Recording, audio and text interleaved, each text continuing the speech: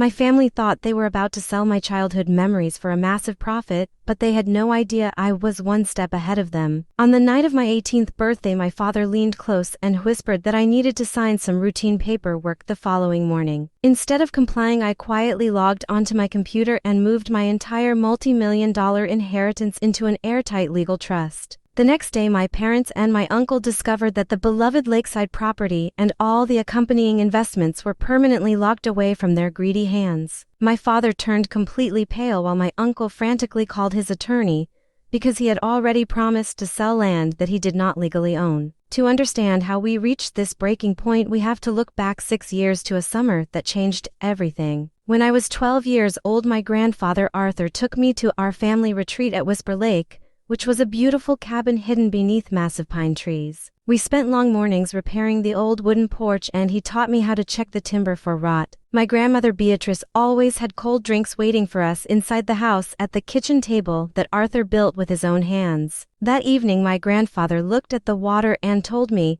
that the property would always belong to the family, but he noted that true family is defined by actions rather than blood. I did not truly understand his wisdom at the time because I was too young to see the fractures in our household. I just knew that I loved the cabin and spent every weekend learning how to maintain it properly. Back at our regular house, the atmosphere was entirely cold and empty compared to the warmth of the lake. My younger sister Harper always received the finest clothes and the largest bedroom, while my achievements were routinely ignored by my mother Eleanor and my father Richard. During dinner, my father frequently complained that the cabin was a financial burden and insisted that we should sell it immediately for profit. When I defended my grandfather's wishes, my father simply laughed and told me that the old man was just being overly sentimental. Later that evening, I discovered a glossy corporate brochure from a major real estate developer hidden under the kitchen counter papers. Someone in my family was already quietly calculating the monetary value of our sanctuary while my grandparents were still alive. My grandfather passed away 2 years later, when I was 14, and the grief felt incredibly heavy.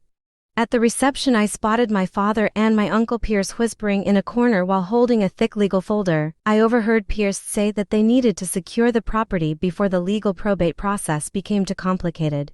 It shocked me that they were planning a sale during a time of mourning. 2 more years passed, and my grandmother Beatrice became terribly ill before passing away during the summer of my 16th year. Right before she closed her eyes for the last time, she squeezed my hand and made me promise to protect the cabin from being sold. That very evening, my father joyfully told my mother that they could finally clear out the estate and settle the land. I channeled my grief into action by driving to Whisper Lake every weekend to keep the property pristine using money from my part-time job. Meanwhile, my uncle Pierce started visiting our house constantly with real estate documents and charts. When I reminded my mother about the wishes of my grandmother, she dismissed me by stating that sentimentality does not pay the bills. While cleaning out a deep storage closet at the cabin one afternoon, I discovered an envelope addressed to me from my grandmother. Inside was the professional business card of an attorney named Sharon Sterling, along with a note about a family trust. I realized that my grandmother knew I would be the only one caring enough to look through those old family belongings. A few months before my 18th birthday, Sharon Sterling called me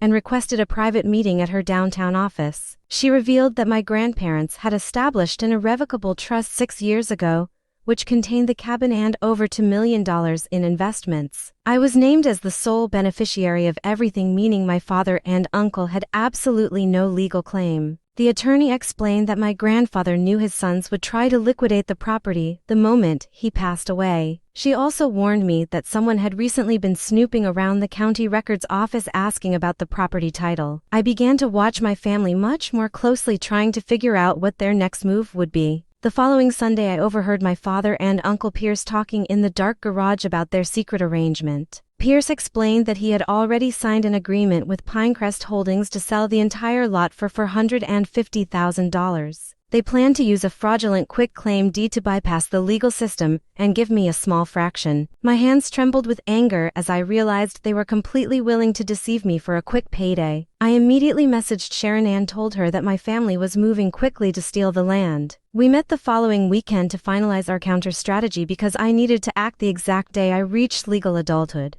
A few days before my birthday, my mother sat me down and tried to convince me that selling the cabin was necessary to save my father's failing business. My father joined the conversation and claimed he found a reputable beer through Pierce, but they refused to give me specific details. I simply smiled and told them I would think about it to keep them unsuspecting. Uncle Pierce even tried to corner me in the driveway, offering $50,000 for college if I cooperated with their plans. He falsely claimed that the property naturally belonged to him and my father as the official next of kin. I controlled my emotions and repeated that I needed time to consider the offer while knowing his contract was completely worthless. The night before my birthday, I drove to the isolated cabin to find peace and prepare for the ultimate confrontation. At midnight, I logged into a secure video call with Sharon to officially sign the successor beneficiary documents. This action completely finalized my control over the trust and allowed her to file a public notice to freeze the title. When my family presented the fraudulent paperwork the next morning, I calmly revealed that the property was legally mine and completely untouchable. The look of absolute defeat on their faces proved that greed always destroys itself from within. I chose to honor the legacy of the people who truly loved me,